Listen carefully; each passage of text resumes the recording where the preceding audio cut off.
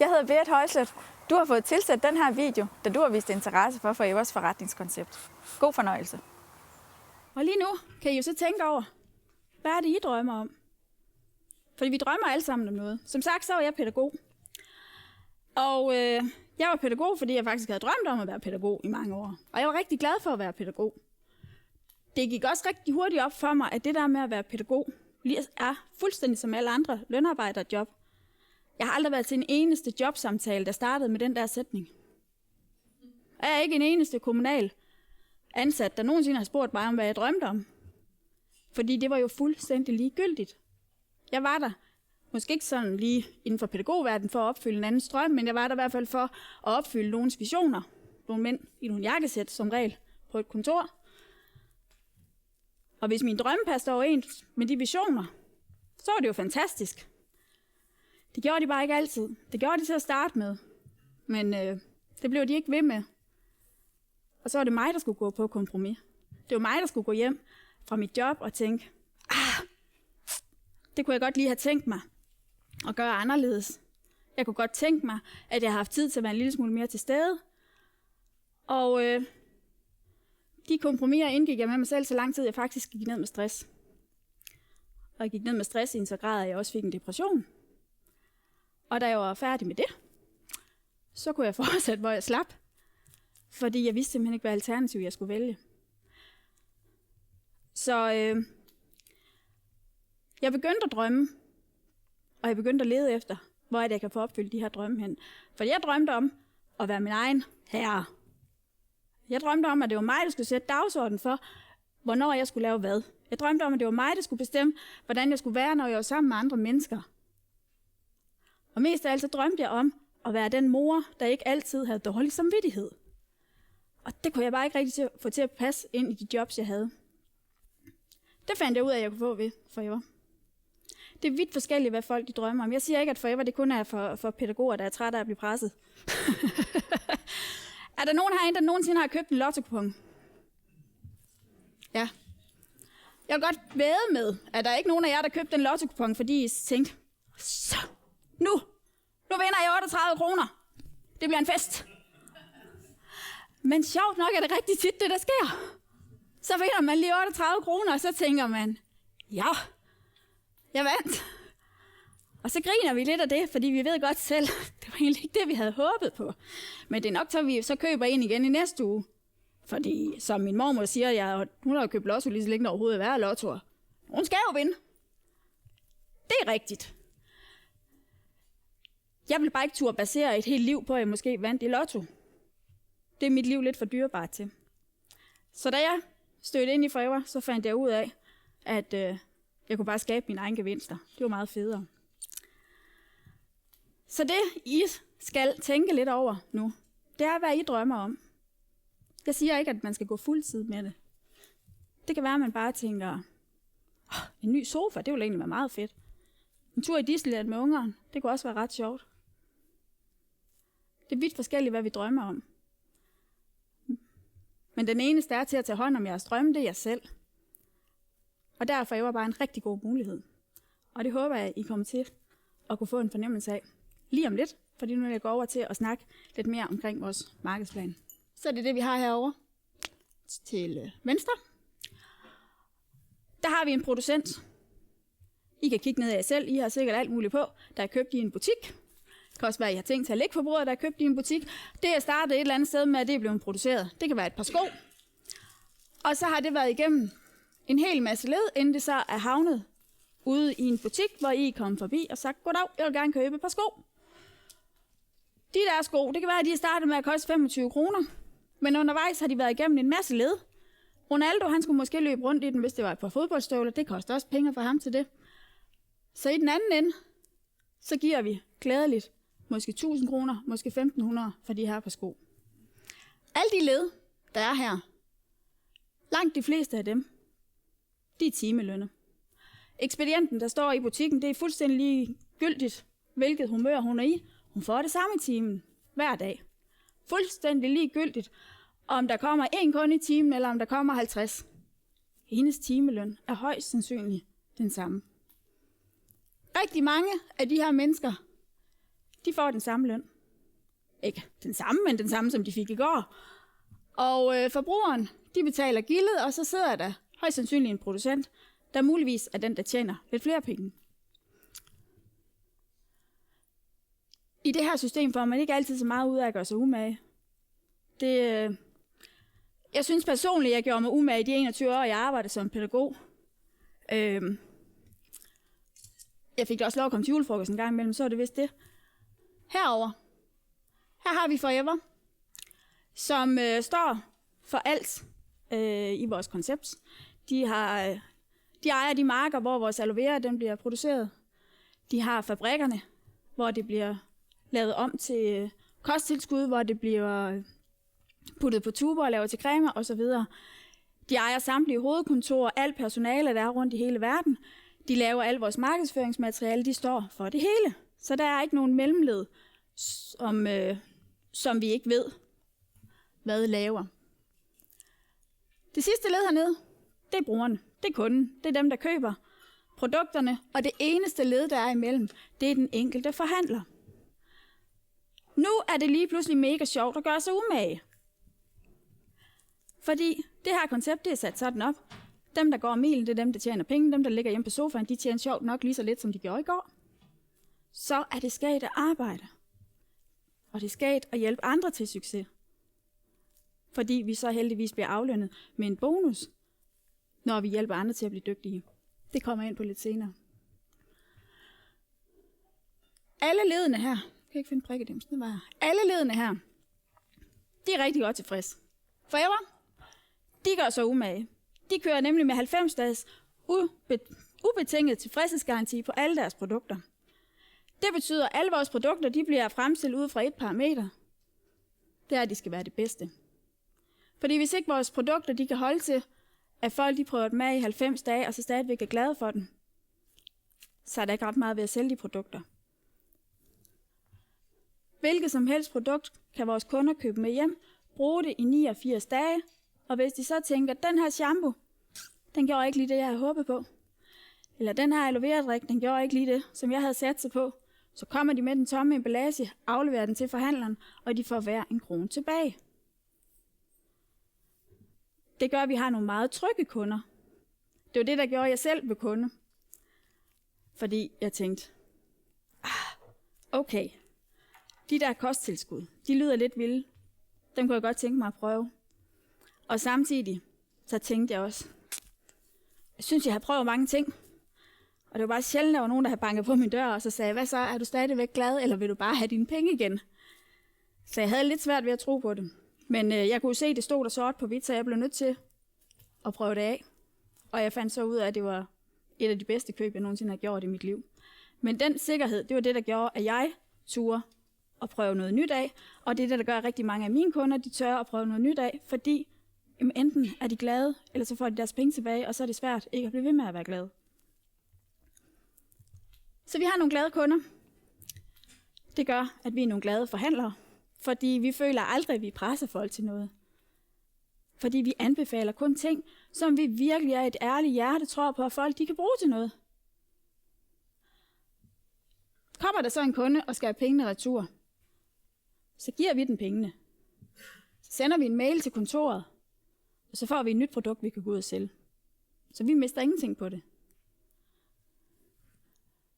Vi har glade kunder, vi har glade forhandlere, vi har et rigtig fantastisk Forever, der sørger for hele tiden at sende de bedste produkter på markedet. De ved, at de har nogle glade forhandlere, fordi de tjener nogle gode penge. Derfor har de en masse engagerede folk, der går ud og gør det bedste, de kan for at promovere deres produkter. Det er ikke bare win-win, det er win-win-win. Der er mere end 90 millioner mennesker verden over, der arbejder inden for network marketing. 150.000 nye kommer der til hver uge. Indtægtsmulighederne.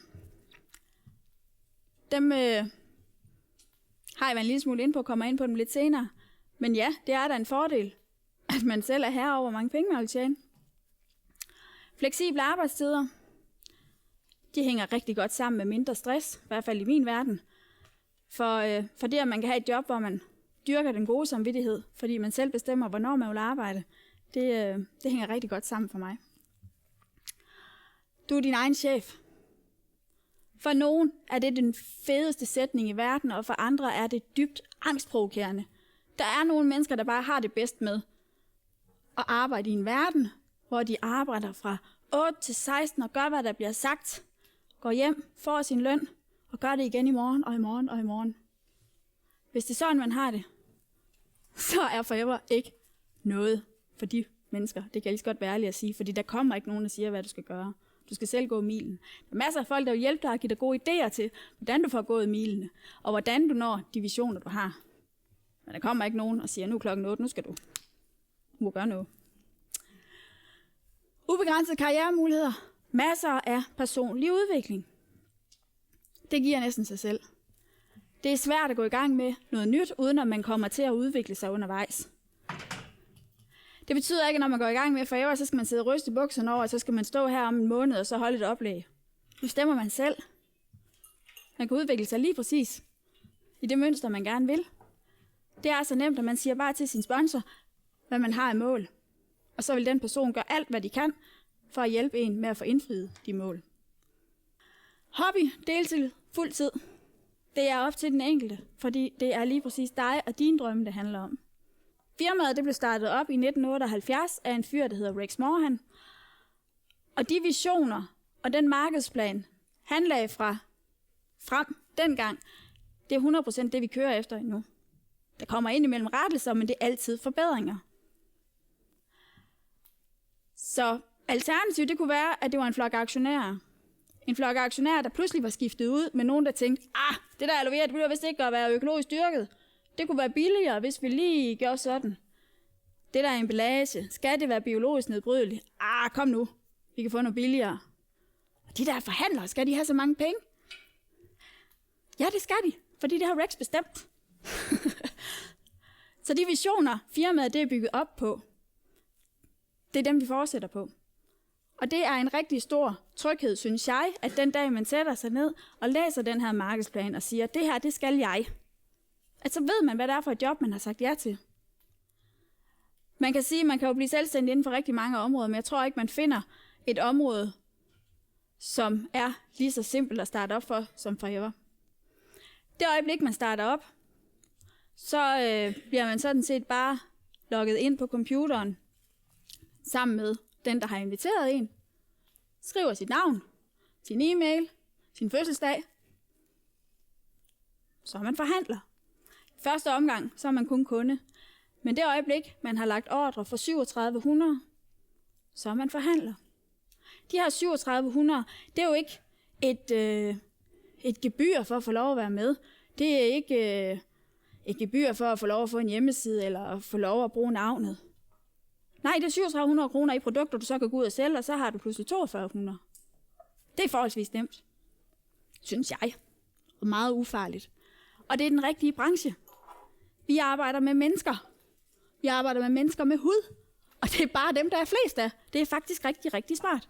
Vi har produkter inden for wellness, inden for skønhed, inden for fitness. Vi har make-up-produkter, vi har kosttilskud, vi har lidt af hvert til alle. Det betyder heller ikke, når man starter op, så skal man være make-up-ekspert. Hvis ikke man synes, make-up er interessant, så lad det være med at snakke om, vi har make-up.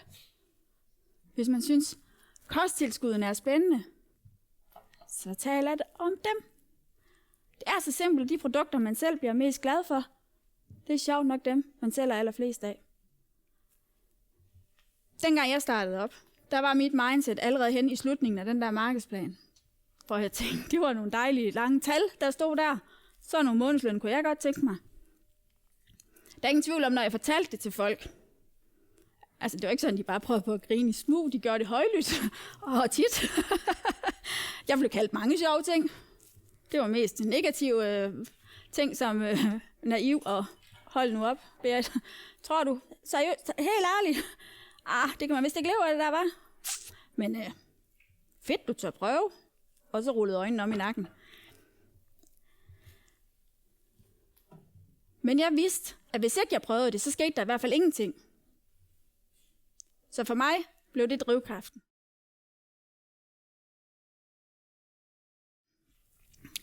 Det der allerede har været lidt ind på. Du er din egen bedste kunde. Det er meget, meget svært at sælge hudplejeprodukter til sine venner og til sine kollegaer og til sin familie og til sine naboer. Hvis de så låner ens badeværelse, så står der alle de stribede derude. Det er lidt svært at virke troværdig. Så selvfølgelig bruger vi produkterne selv. Vi bruger produkterne selv, fordi de er fantastiske, og vi bruger produkterne selv, fordi hvis vi gerne vil have et job, hvor vi skal ud og formidle produkter, så har det altså bare en rigtig, rigtig god effekt, at vi bruger dem selv. Når vi bruger dem selv, så er det også forholdsvis nemt at tale om dem. Nogle gange er det faktisk rimelig svært at lade være. Vi får erfaringerne og fortæller dem til andre. Vi deler med de folk, der kommer forbi vores vej. Og det samme gør vi med forretningsmuligheden. I sidder her i dag, fordi der er en, der har valgt at tage det skridt, der hedder, jeg vil gerne dele den her forretningsmulighed med dig. Og det gør vi så sådan her. Det betyder ikke, at I skal ud og lege lokale i AKC hver eneste gang. Man kan bare sidde og gøre det via Skype. Man kan sidde hjemme i sofaen, man kan sidde på en café. Man kan dele den her mulighed alle steder, fordi det, jeg står og siger lige nu, det er faktisk slet ikke så kompliceret. Det vil I ret hurtigt lære selv at få leveret, fordi I kommer til at brænde for det, og så er det nemt at levere den del også. Hvis I bygger team for folk ind i jeres team, og I hjælper dem til fremgang, så belønner Forever jer med en bonus. I kan godt gå ud og rekruttere 10 nye kollegaer og sige, fedt nok, her er dit nummer. Go get them.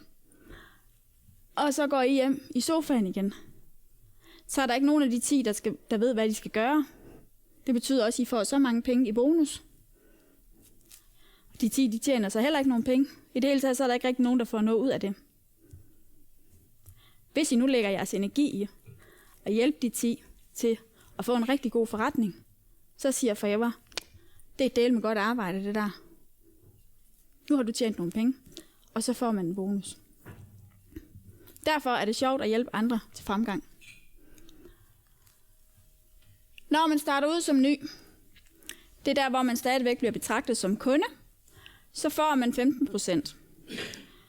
Det vil sige, hvem som helst, der er kunde til vores produkter, kan få et login og gå ind og købe produkterne 15% billigere, end hvad de køber det hos jer, eller hos hvilken som helst anden forhandler. Hvis man så vælger at lægge en ordre, eller 2 ordre, eller hvad ved jeg, inden for 2 måneder lægger ordre for 3700 kroner, så bliver man assistant supervisor, og så popper man op, og så får man en fortjeneste på 35%.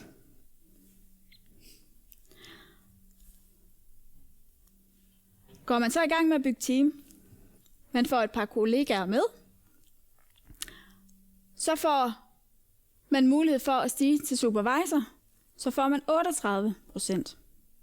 Og så kan man altså stige helt op til 48%. Og nu går det Jørgen Klevin i den, kan jeg mærke. Nu bliver jeg nødt til at tegne noget.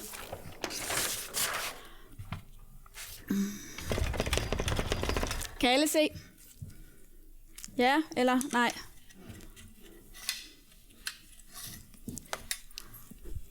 Kan I se derovre?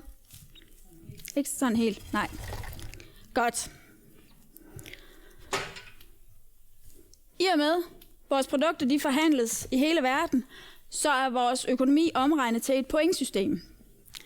Og 1 point, 1 cc, det står for case credit, det har en værdi i danske kroner i en salgsværdi af 2400 kroner.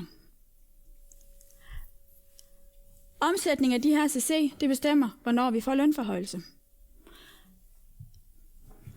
Når man er omsat for 2 cc,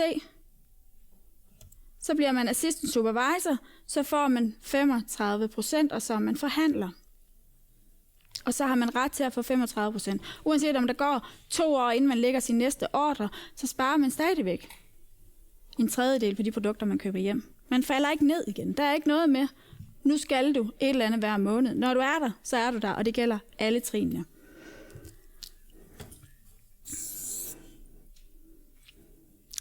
Christina. Ja, du er her. Det er dig. Du er glad.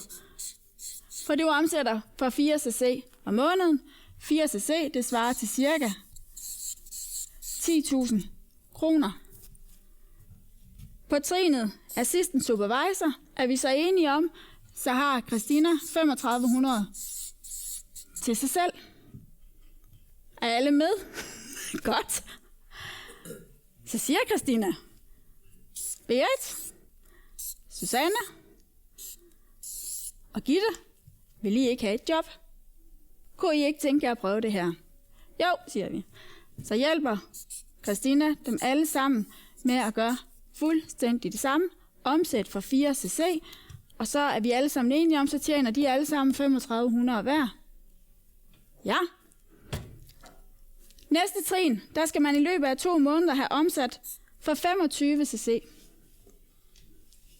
Det betyder ikke, at Christina hun skal ud og omsætte for 60.000 kroner.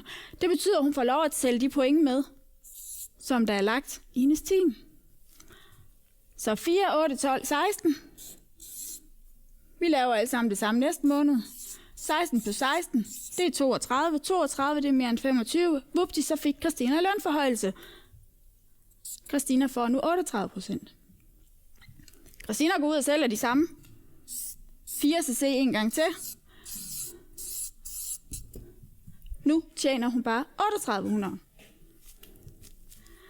Berit, Susanne og Gitte, de omsætter også for 4 cc. De har ikke lyst til at spørge nogen. De er stadigvæk glade for at få 3500. Differencen fra 35 til 38, den får Christina i bonus. Det vil sige, at hun får 300 kroner i bonus per person. Det er 900. Så har Christina tjent 4700 på at gøre fuldstændig det samme, bortset fra, at hun har vist 3 andre, hvordan de skal gøre det. Alle er med. Så siger Susanne, jeg synes, det er sjovt. Jeg gør det samme som Christina. Så siger Berit, hvis du gør, så gør jeg også. Dem herude får 35%. Her får de nu 38%.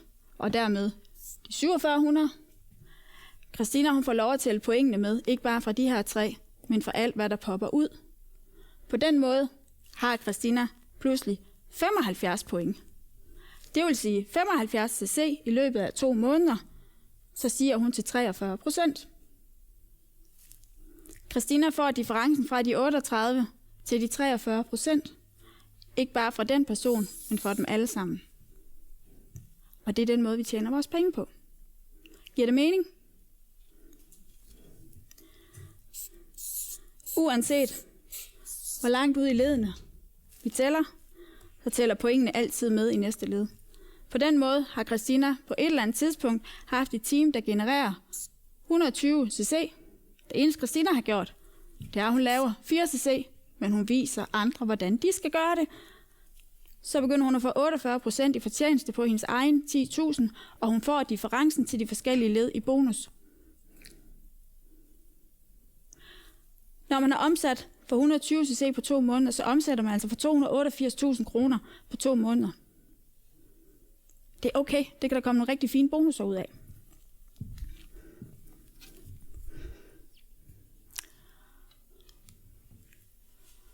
Her er eksemplet på supervisoren.